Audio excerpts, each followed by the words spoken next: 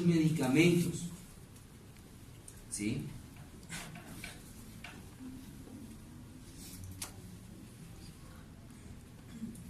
Okay. Entonces, para el manejo de la hipertensión tengo muchos medicamentos, ¿verdad? En este esquema, ¿qué es lo que quiero mostrarles? Bueno, que primero que todo existen unos medicamentos primarios para el manejo de la hipertensión y existen unos medicamentos coadyuvantes para el manejo de la hipertensión. Uno. Dos, que cuando yo estoy manejando la hipertensión, muy seguramente no lo puedo hacer con monoterapia. Es decir, no puedo manejarlo con un solo grupo de fármacos, ya no más. No, me toca utilizar, ya lo vemos acá, ¿sí?, medicamentos primarios y medicamentos secundarios o medicamentos coadyuvantes. Tercero, que en el manejo de la hipertensión nunca debe faltar un diurético. ¿Por qué? ¿Cuál es el órgano blanco de la hipertensión? El corazón. ¿Corazón y? No. ¿Cuál es una de las principales complicaciones que uno ve en la hipertensión? La falla renal.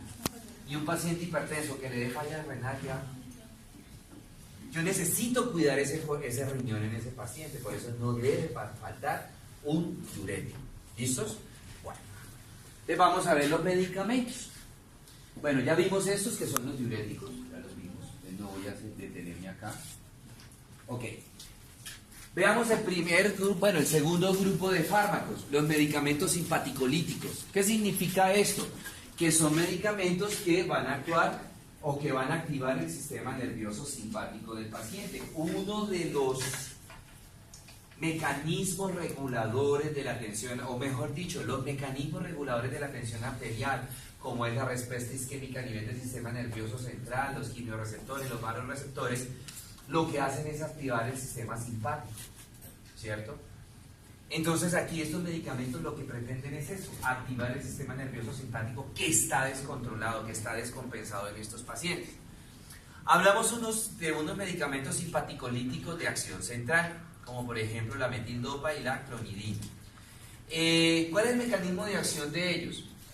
Actuar sobre los receptores alfa que se encuentran a nivel de la glándula suprarrenal. ¿Le suena por ahí glándula suprarrenal, anhidrasa carbónica, aldosterona?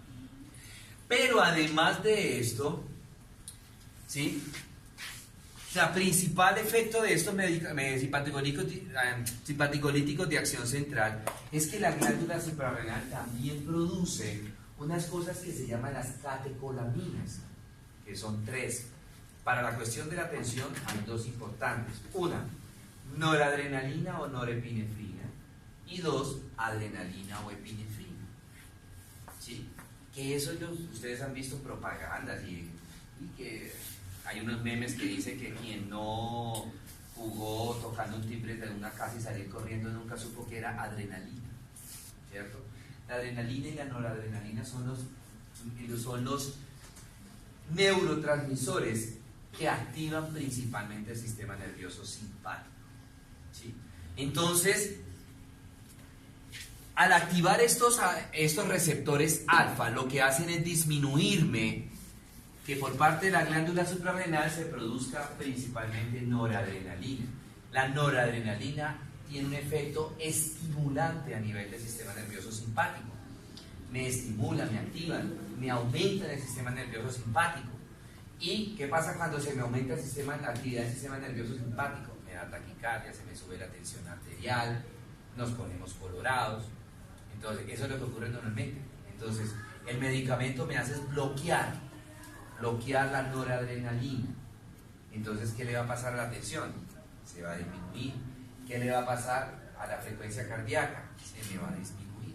¿Sí? Eso es lo que pasa en los parciales. Eso es lo que se échale la culpa a la noradrenalina en los parciales. Y ahí no estudia. Muy bien, entonces, ¿qué ventaja tienen estos simpaticolíticos de acción central? Que no solamente me van a bajar la tensión arterial, sino que estos medicamentos actúan también a nivel, no solamente del sistema nervioso central, sino también a nivel del corazón y también a nivel renal. A nivel del corazón, ¿qué hace? Me van a disminuir el gasto cardíaco y me disminuyen la frecuencia cardíaca. Y me disminuyen la resistencia vascular periférica. Y a nivel del riñón, ¿qué hace? Me disminuyen la secreción de renina. Ahorita vamos a ver la renina qué hace a nivel renal. ¿Sí? Y entonces me interesa también que me baje la actividad de la renina a nivel del riñón.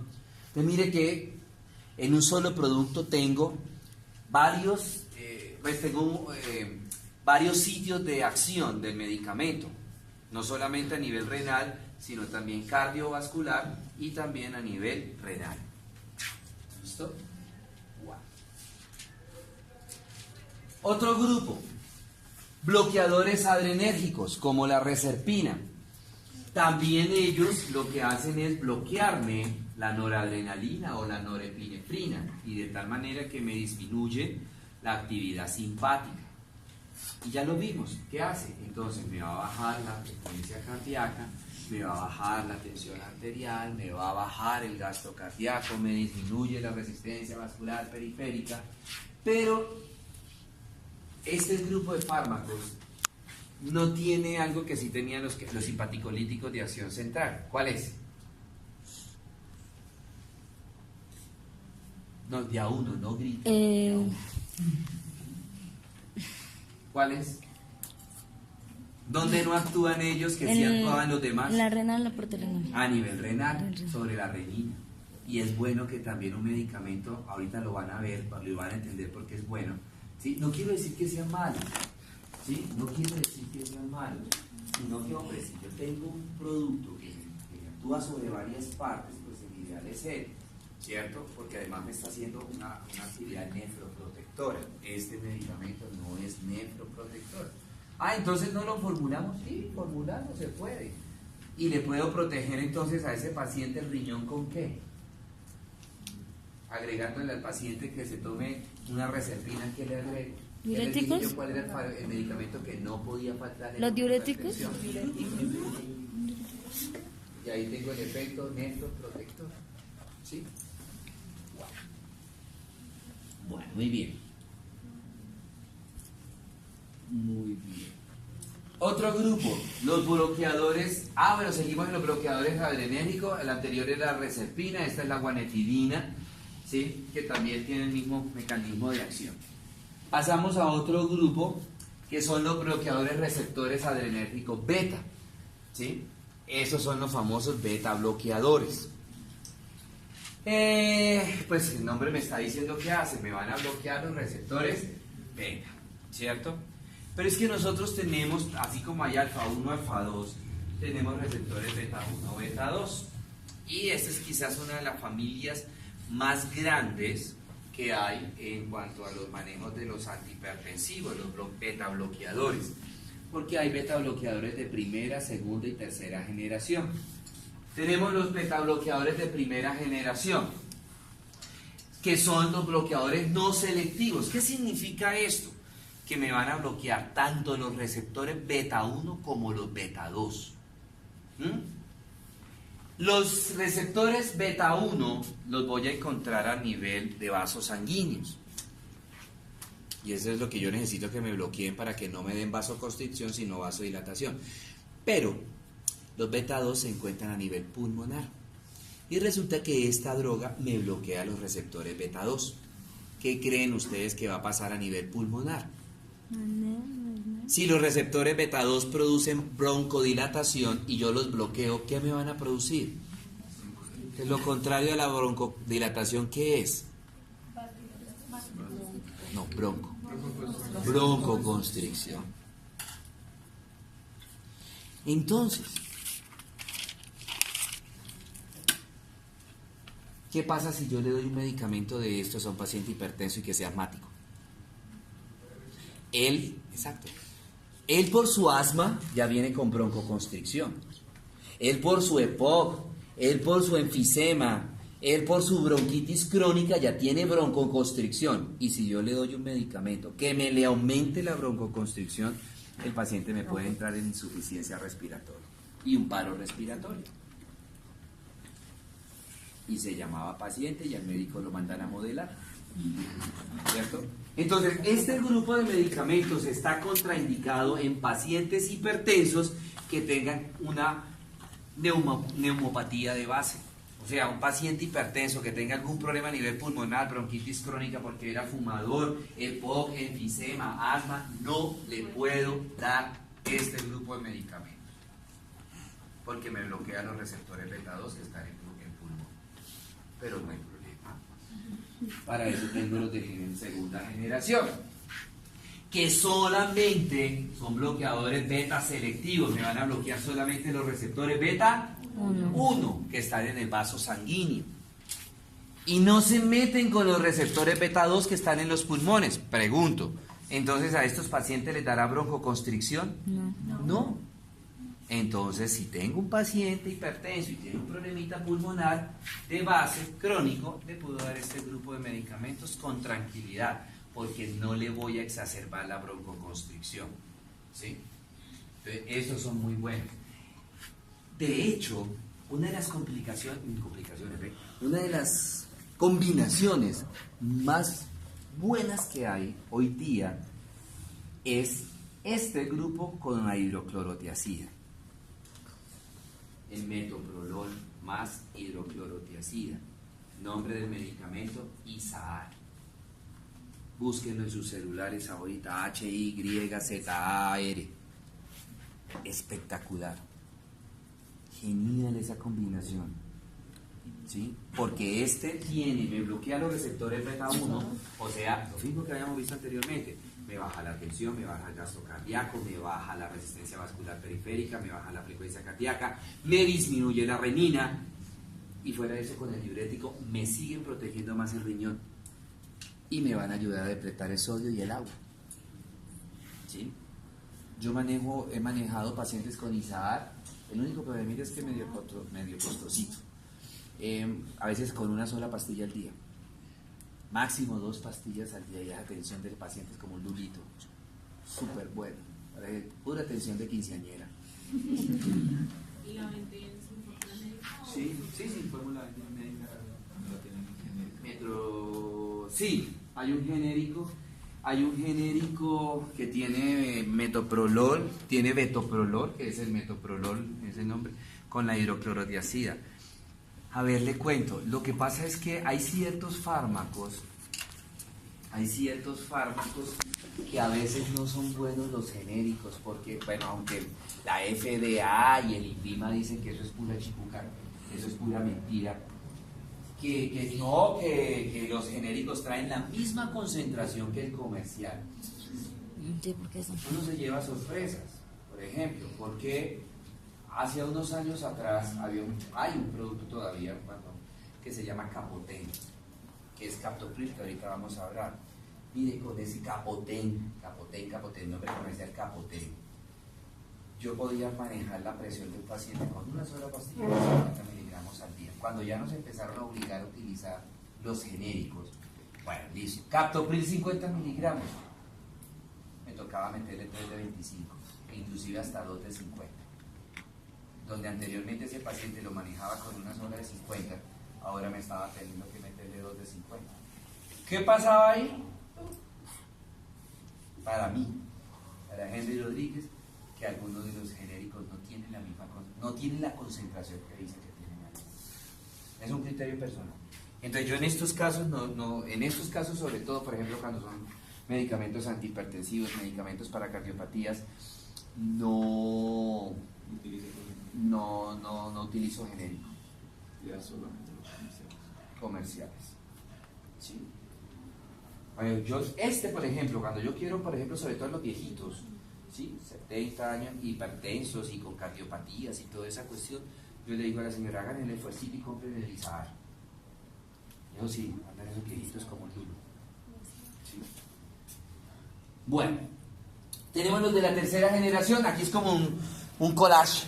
Aquí hay unos no selectivos y hay otros selectivos. Los no selectivos, es decir, me bloquean beta 1 y beta 2.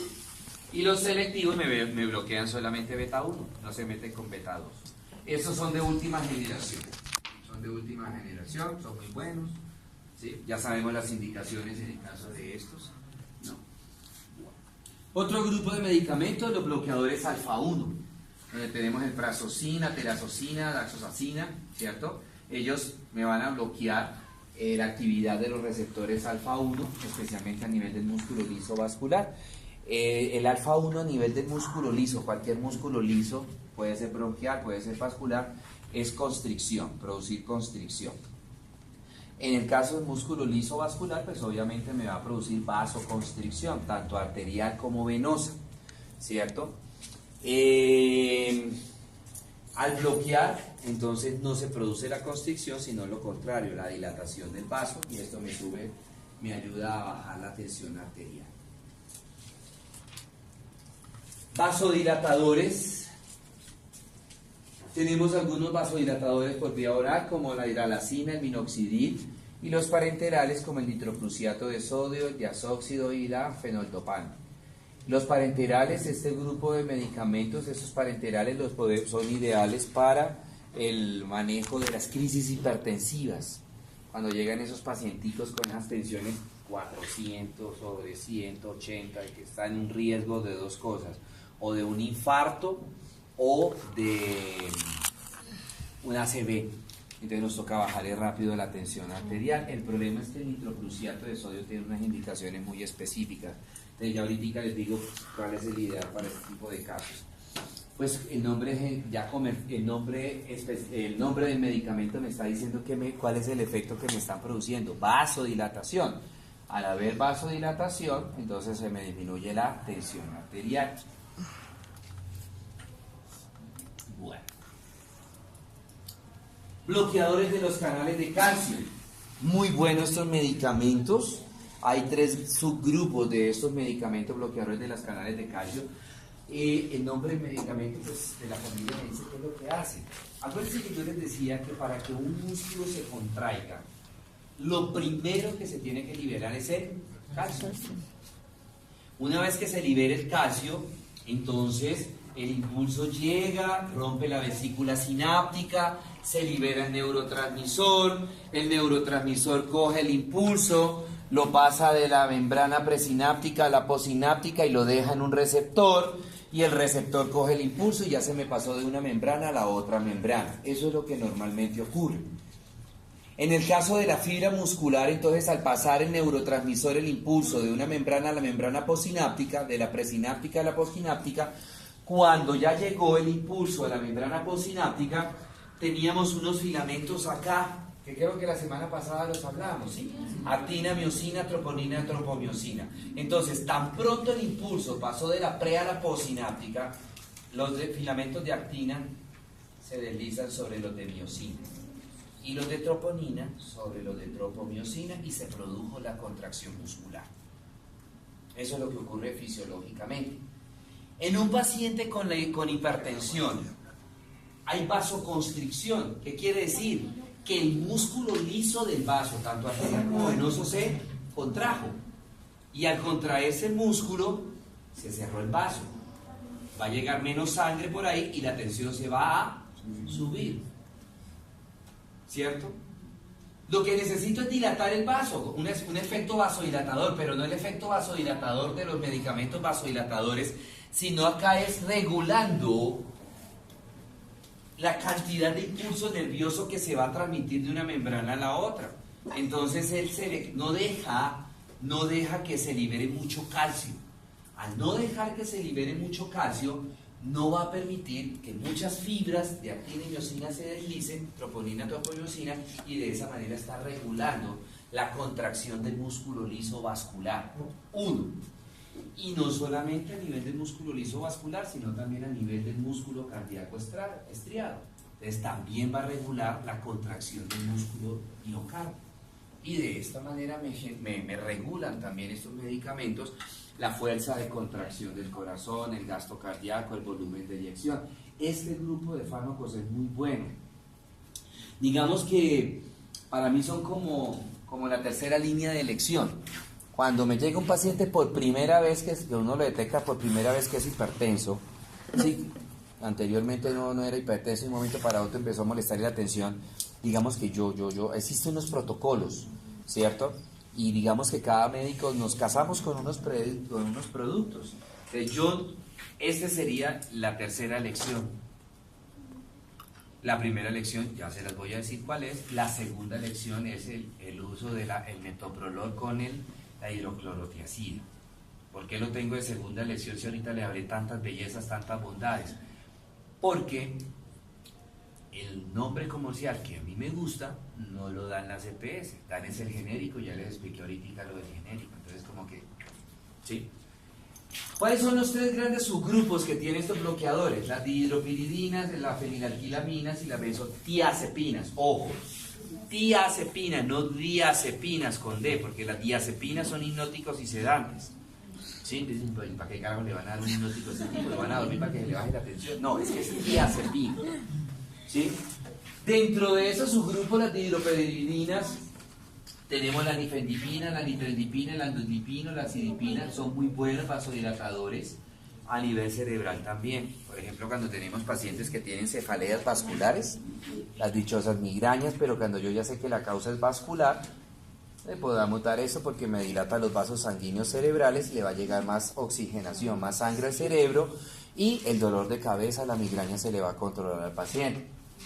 Tenemos la fenilalquilamina, el verapamilo, que para mí, de este grupo, cuando yo, digamos que utilizo este grupo, utilizo el verapamilo. Es buenísimo, espectacular, y tiene una gran ventaja que no tienen las otras. No tienen este. Y es que este viene en concentración de 40, 80, 120, 240 miligramos. La pastilla de 240 miligramos es una cápsula entérica gel. Es decir, es blandita, el contenido adentro no es sólido, como una cápsula normal que hemos visto, sino que el contenido adentro es líquido, ¿sí? Entonces, cuando me llegan los pacientes con crisis hipertensivas, entonces coge uno la capsulita, con una agujita la rompe, y debajo de la lengua, dependiendo de las cifras de tensión arterial que esté manejando el paciente, le instila 1, 3, 4, 5 goticas, y a los 5 minutos comienza la tensión a bajarle, y de igual manera me baja la tensión y me estoy reduciendo el riesgo de que el paciente me haga un infarto, me haga una ACV. ¿Sí? Por eso me gusta tanto este. Bueno, ya vimos mi presentación. Los IECA, los inhibidores de la enzima convertidora de angiotensina. Este es mi grupo farmacológico con el que primero inicio un tratamiento. ¿Sí? Me llegó el paciente por primera vez hipertenso, empiezo con ellos. Y ya les voy a mostrar por qué. Veamos qué es lo que hacen normalmente, cómo sucede eso. Ahora sí, ¿se acuerdan de que hablábamos al principio por allá en los diuréticos de la renina y toda esa vaina? Bueno, entonces tenemos, cuando a un paciente se le baja la tensión, el riñón produce renina. La renina, por acción de una angiotensinasa, se me convierte en angiotensina 1. Esta angiotensina 1, por una dipeptidasa, se me convierte en angiotensina 2. Y la angiotensina 2, por una aminopeptidasa, se me convierte en angiotensina 3. Ese es el proceso normal. ¿Y qué hace esa angiotensina 3? Ok. Entonces, se me liberó la renina y se me formó una angiotensina 1, 2 o 3. ¿Qué hace esa angiotensina 3? Ella tiene varias maneras de actuar. La primera, actúa sobre la glándula suprarrenal. ¿Sí? Me estimula que la glándula suprarrenal libere. Perdón, buenas tardes. Hola. Estimulando que se produzca aldosterona. Por allá nosotros hace un rato vimos que hacía la aldosterona. Me retiene sodio. Y libera reflejo, hipófisis antidiurética, que retiene agua. Y esto, retención de sodio de agua, me sube la tensión arterial, por un lado. Por el otro lado, esa angiotensina actúa sobre el vaso sanguíneo, ocasionando vasoconstricción. Y esa vasoconstricción me aumenta la tensión arterial. ¿Cierto? Por eso es que me gusta tanto este medicamento, porque tiene muchísima, me protege el riñón, me protege vasos sanguíneos, me protege el corazón, Este es el único grupo de medicamentos que cuando tengo un paciente con cardiomegalia, por la hipertensión o por la falla cardíaca, el medicamento me ayuda a reducir el tamaño del corazón. Me revierte la cardiomegalia. ¿Sí? Ningún otro medicamento hace eso. ¿Listo? Acá tenemos los IECA. Este quizás es el más conocido. El captopril, el enalapril, son bastante conocidos.